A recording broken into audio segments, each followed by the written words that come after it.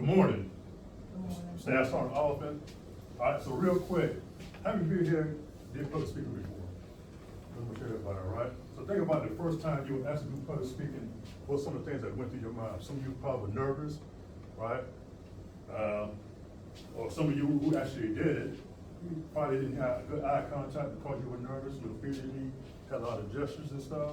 So what we're thinking about, I'm here today to do a public speaking brief. This right here is just an overview, right? We understand that everybody's already certified, but this is just an overview. And the purpose of this is to make sure you have necessary skills that you need for public speaking to continue to improve on your skills and your abilities. All right, so at the end of this 12-hour lesson, keep in mind it's not 12 hours, it's a 25-minute brief. Once again, it's just an overview. You'll be confident speaking in front of peers, superiors. You'll both explore verbal and non-verbal skills, audience analysis techniques, and the 4 types of military brief. You also develop and deliver the information brief. On that part, you don't have to worry about. Once again, it's just an overview. Cool? Cool. All right, Sergeant Prosper, can you read that for me? Yes, sir. Action: demonstrate confidence with delivering a briefing/presentation. A condition: as a learner attending the BLC, using a direct level leadership perspective in a new environments, giving references, practical exercises, and classroom discussions. The standard: the learner will communicate messages using proper speaking techniques, clarity, confidence, and appropriate context for audiences, in accordance with 1009 Sierra, assessing, speaking, and presentation rubric. All right, this brief is an unclassified brief, so feel free to share information outside of this building, all right? Risk assessment is low. Be mindful of tripping hazards such as power cords, loose carpet, trash cans, or anything on the floor that causes you to trip and fall. Feel sleepy, stand up, need to hydrate, make sure you drink water. In case of active shooter, run, hide, and fight. In case of a fire, make sure you follow the plan on the wall. This door, the red route outside, which is the double doors to the drill pad, for accountability and further instructions, including whether this classroom, center classroom, or the multi-purpose room. Environmental consideration: we all wear uniforms to make sure we recycle, dispose of our trash in a proper place. Any questions on the risk assessment? No questions. All right, information on this lesson is not testable. However, it is information that you will probably need throughout your military and civilian career, right? If you have called upon to give a class or whatever, right? Make sure that some of those things that you talked about at the beginning that you thought of, hopefully that you can take something from the information and apply. So now get ready to get started. So the first thing we're gonna talk about is balancing the verbal communication skills. First thing is verbal skills. All right, so Sergeant Perry, just take a wild guess. How many words do you think you should be speaking a minute to where it's clear, concise, and easy understood? If you're speaking to Sergeant Nelson or giving her a class, for her to be everything to be clear, concise, and understood, how many words a minute do you think you should be speaking? About 30. 30 words a minute. Sergeant Foxworth. That's about 45. 45. One more. Sergeant Brown, how many words? I'm gonna say 60. 60. All right, so to speak to someone to where it's clear, concise, and easily understood, you should be speaking 125 words a minute, plus or minus 10. So think about it. Someone speaking, you said how many? I said 30. You said 30, right? So think about it. 30 words a minute. You're talking about 60 seconds, right? So basically, you're saying, good morning, I see that. my. Think about it. That's 30 seconds, right? 30 words a minute. So now, so what are some of the pitfalls of speaking more than 125 words a minute? Right, so plus or minus 2, so we're talking about 135 to 105, right? Somewhere in that time frame. So what's a pitfall for speaking more than 135? You lack clarity, maybe speaking too fast. Speaking too fast, lack clarity, right? So if someone speaking too fast, like, right? You probably remember the first word and the last word, right? Everything in between, you're not gonna remember, right? What's the pitfall for speaking too slow? Sorry, no. Lose interest. Lose interest, right? People get bored, get on their cell phones, and like, oh man, forget what's got. I went to the summary to find out what's going on, right? So 125 words a minute plus or minus 10. Cool? Cool. All right, volume. Sergeant House, what do you think is volume? How loud or how soft you speak? Well, how loud, how soft you speak, right? Just make sure that when you speak, it's appropriate for the setting, right? The way I'm talking now, with my volume, do you think it's appropriate for this classroom? Yeah. Yes. Right? So now, if I leave from the classroom and go to the multi-purpose room, keeping the same volume, do you think it will be appropriate? No. No, right? So, because you're talking about a bigger area, you're talking about fans, chairs, all this other stuff, right? So just make sure that wherever you're speaking is appropriate for the setting that you are in. The next thing is pitch. Pitch is basically put emphasis on something, right? I can say the same thing in two different pictures, and it has a different meaning, right?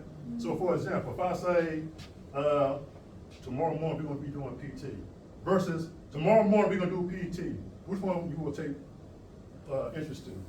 The second one, right? Because I emphasize what you're gonna be doing on tomorrow, right? Let's go picture.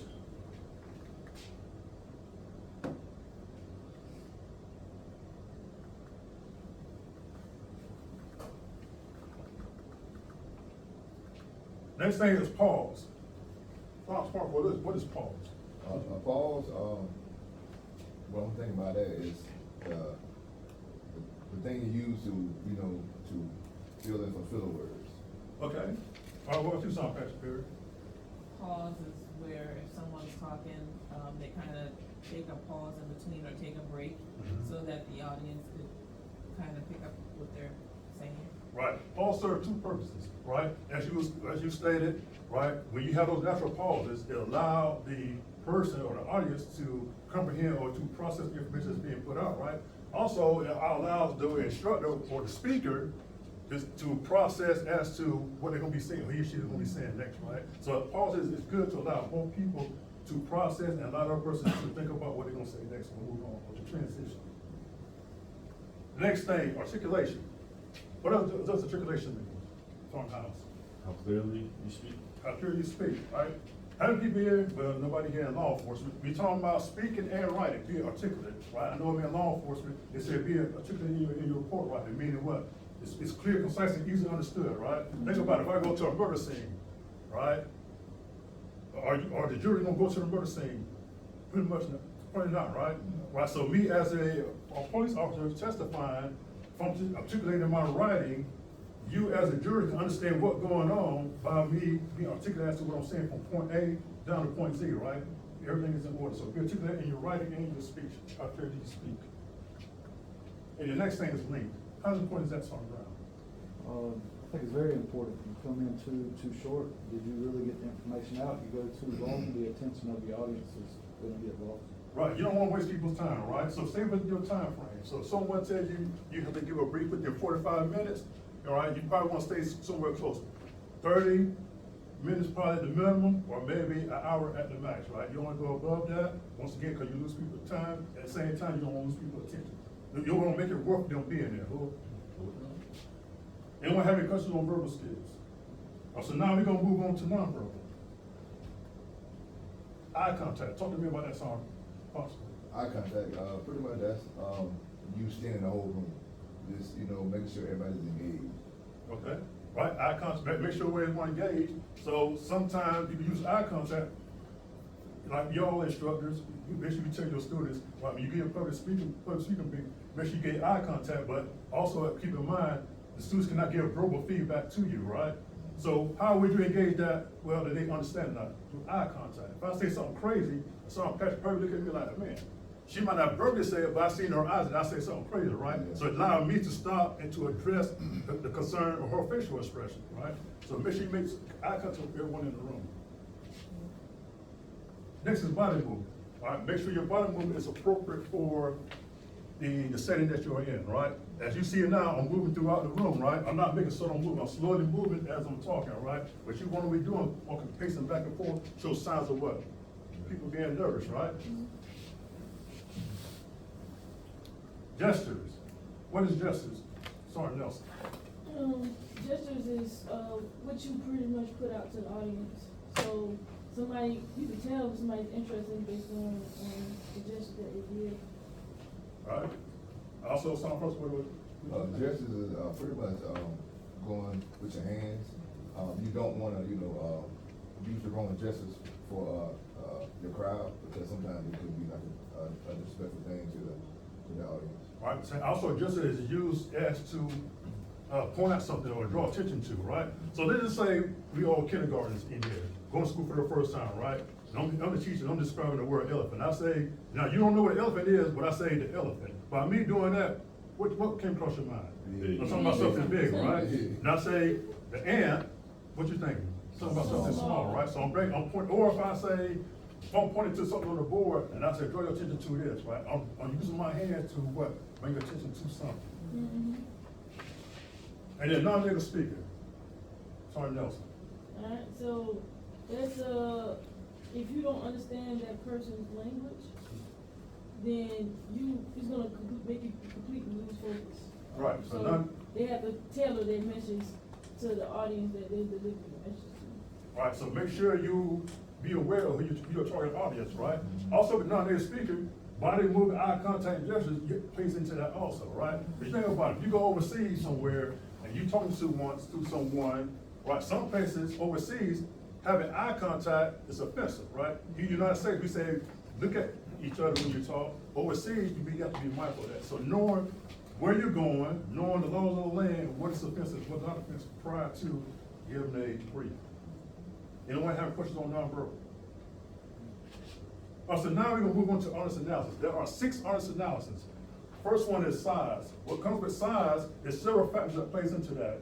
One, if I say Sergeant House, I'm gonna give, you're gonna have to teach a class on the 2-4 Bravo, right? Machine gun, right? And so one of the things you probably wanna know with that is that how many people are attending and so what's the location? Why is that important? How many people are attending and the location? Why do you think that's important to know? So you know what to bring, or like what space you have to be able to teach. Right. So if I say 100 people is attending that class, you need to know that and I still gonna do 100 people attend your class, and you're gonna be in room 500 Alpha, right? What you wanna do, go to 500 Alpha to make sure, can this space accommodate 100 people, right? So size, so number of people, location, also handouts. You wanna make sure that for 100 people attending the class, I got 100 handouts, if you have handouts, right? You can't make sure, you can't say I'm gonna do 50, but you got 100 people attending the class, and there are 50 people walking away with information, 50 people are not, right? So size, location, also with location, we be mindful of, do we have a sound system, or will the sound system be utilized, right? Also, if I'm gonna be using a PowerPoint, with the PowerPoint, can everyone wanna see it based on my positioning of teaching that class, right? Also, temperature, why is temperature important? So if it's too hot or too cold, it will be uncomfortable for the audience. Right, if it's too hot, too cold, people not gonna pay attention, right? They'll be more concerned about trying to stay warm or trying to find a way to cool off, right? Also, composition. With composition, we talking about age and gender, right? Make sure you know your target audience, right? You don't want to be teaching a class to kids that really don't understand, and also gender, right? I know we all, in the military, we all wear the same uniform, they say it shouldn't matter, but it does matter, because some class pertains to females, some class pertains to males, right? Ranking members. With ranking members, right, one is showing sign of respect, know who is there, right? So where you can get a proper respect. Also with that comes with, I'm not gonna talk to officers the same way I talk to NCOs, right? I'm not gonna talk to privates or loyalists the same way I talk to NCOs or officers, right? So knowing who's there, right, based on how you on how you deliver information. Also, familiarity, what does that mean? If the audience is familiar with the topic or the discussion or whatever the class is on. Right, so when you teach a class, or when you prepare to teach a class, you're gonna teach that class, or you're gonna prepare yourself as though your audience don't know nothing about it, right? So then when you go in there, you're gonna say, how many people here familiar with the 2-4 Bravo? If everybody raise a hand, right, are you gonna teach that class the same way you prepare it? Probably not. You're gonna teach it, but you're not gonna go as in detail or at the basics because they're already familiar with it, right? Probably gonna go a little bit more advanced. Artist interest, one thing I do when it comes to artist interest, one of the 2 questions I ask for when probably me teaching, who wants to be here or who's here because they was told to be here? And why is that important for me to know that? Who wants to be here on their own or who are here because they was told to be here? It'll tie into whether that person is actually interested in the topic. Okay, and so our password? For the ones that's interested in the class, they're gonna be more attentive than the others. Okay. For the ones who don't wanna be there, they're not gonna be, listening to you, and you know what I'm saying, waste your time either, so just know who wanna be there and who don't. Right, so it's time to ask them questions where they probably not gonna even know, right? And they're gonna be some of the same ones probably, when it comes to the test, they probably want a review, right? Because they like, man, I'm curious, just give me what I need to know and move on, right? And the last thing, anticipate reaction. This is something that everybody need to come up with their own way on how to react to something, right? So how's the teacher 2-4 Bravo class? What's your MOS? 12 November. 12 November. So I'm just gonna assume that you don't know a lot about 12 Bravo, right? Correct. but you're teaching a class to a bunch of infantry guys, right? For one, knowing that you're a 12 Bravo or 12 November, teaching a class to a bunch of infantry guys, you're already gonna be nervous because I'm teaching something that people already know about, right? So now, you need to try to figure out, if I teach or ask a question, how would I handle myself when that 11 Bravo asks me a question that I don't know anything about, right? Without disrespecting that individual, right? There's ways to handle that. But once again, that's something everybody needs to find their own way to come up with. All right? Any questions? All right, 4 types of under briefs. All right, I'm gonna go ahead and display all 4. One thing about the information brief, or the 4 types of briefs, information brief. That's the easiest brief to give out of all, right? Because the only thing you're doing is putting out information, right? Decision brief, it's the hardest. Reason why is because you're taking account of everybody's input to come with one ultimate decision, right? So knowing that that decision wrong, what's gonna happen? Everybody gonna complain, so you should with my plan or whatever. Mission brief, explanatory. You're going through a mission brief, basically using a 5-paragraph format, pretty much, right? Staff brief, basically, with the staff brief, normally with the staff brief, after you get all your hellos and all the stuff out of the way, normally you're gonna cover the past, which is like prior to from the last brief, right? To where you're at now, to what you'll be doing before the next brief. Any questions? Everybody understand where I'm coming from? All right. And then briefing preparation steps. All right, there are 4 briefing preparation steps. We have plan, basically, you planning, you gathering your material as he's gathering material for his class, right? Prepare, he prepared the lesson plan. Prepare also comes with what? Doing rehearsals, right? You want to make sure that what I'm saying, right, is completed within the time allotted for me to complete that task. Cool? And then the next thing is assess. What does assess mean? It's like AAR. AAR, right? As you can see, this is an ongoing circle, right? Meaning what? Continuous. It's continuous. So if I did all of this and during my AAR, it was 100 spot, everything was good, why do I still need to do an AAR? See, but you can also, do better. I can do it better next time, right? So what took me 20 minutes this time, right? By me doing the AAR, maybe I can do it down in 15 minutes, right? So you always want to assess what you are doing, whether it's successful or not. Now we move into the summary. So what? In summary, right? All right, so during the last 10 minutes, we talked about balancing verbal communication skills, right? So a quick little check on learning. All right. Sergeant Brown, how many words a minute you should be speaking? 125. 125 words a minute. All right. Sergeant Foxworth, how many honest analysis are there? 6. 6. All right. Sergeant House, how many briefing preparation steps are there? 4. Okay. All right. So we also talked about what does pitch sounds like. Also, said balancing nonverbal communication skills. Sergeant Nelson, give me one on balancing nonverbal. Gestures. Sergeant Foxworth, give me another one. Non-native speaker. Non-native speaker. And what did we say about non-native speaker? Be mindful of the audience. Be mindful of the Don't be audience. disrespectful to them. Right. And Sergeant Brown, give me one of the types of Army briefs. One of the type of Army briefs, the informative. Informative, Sergeant Ashbury, Decision. decision, Sergeant House, Mission. mission, Sergeant Foxworth, Staff. staff. All right. Sergeant Nelson, can you give me one of the honest analysis? Honest analysis, honest mirality. Honest reality, Sergeant Foxworth, Size. size, Sergeant House, I'm drawing a blank on this. John LeBlanc, okay. Sergeant Patrick Perry, Audience ranking member? ranking members, Sergeant Nelson, Is it time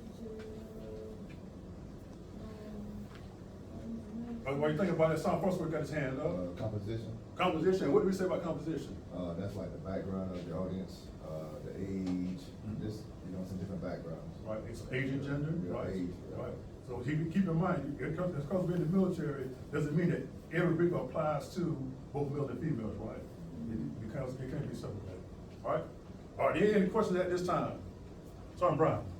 So, some of those things you mentioned earlier about, maybe helping myself with public speaking, I feel nervous or I talk fast, what would be some things, some advice you would give me to benefit me as I step into these roles to do public speaking.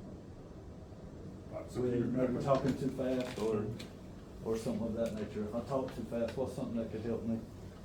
Some things that can help you, pretty much slow down, all right, to make sure that, people are processing information, right? One thing I do is, I do rehearsals prior to going to teaching, right? That would help me. But you know, at the end of the day, a lot of times, we can rehearse all the time, but when we step in front of the camera or in front of people, we tend to talk fast, or we have to be mindful of that what I'm saying, people process information. Once again, eye contact plays into that, right? Okay. Because if I'm talking too fast, and people don't understand, by me looking in their eyes, I will see that facial expression on their faces, so you know what, maybe I need to slow down, or maybe I need to stop, take a topical pause to make sure they got the information or understand the information. Appreciate it.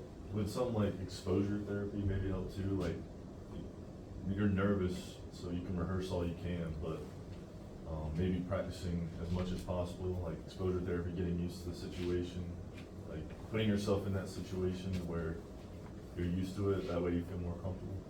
You know, Yeah. is that's probably one of the ways maybe. Yes, sir, that's one of the ways. Good question. And anyone else?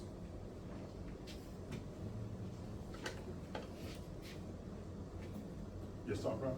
In your experience, with the difference of 4 types of briefs,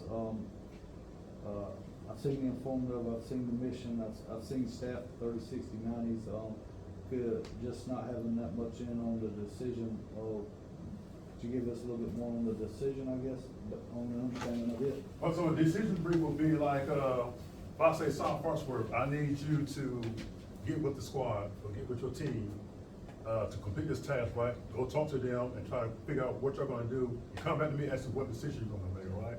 So when he go in there, and he come in and speak to all 4 of you, himself make 5, right? You got 5 people giving different inputs, right? But there's only one decision that has to be made in reference to accomplish this task, right? So then South Farnsworth say, Sergeant Oliphant, this is what we're gonna do, right? Okay. If it goes wrong, what's gonna happen? All 4 of you gonna say, man, you know what? I had the best decision. You know what I'm saying? That's the reason why, because you're taking information, but there's only one decision that you have to make. Okay. All right? Appreciate it. Thanks. All right, so thank you. If there's no more questions, so thank you for coming to the class. Once again, the risk assessment is low. If there's no further questions, this concludes my presentation.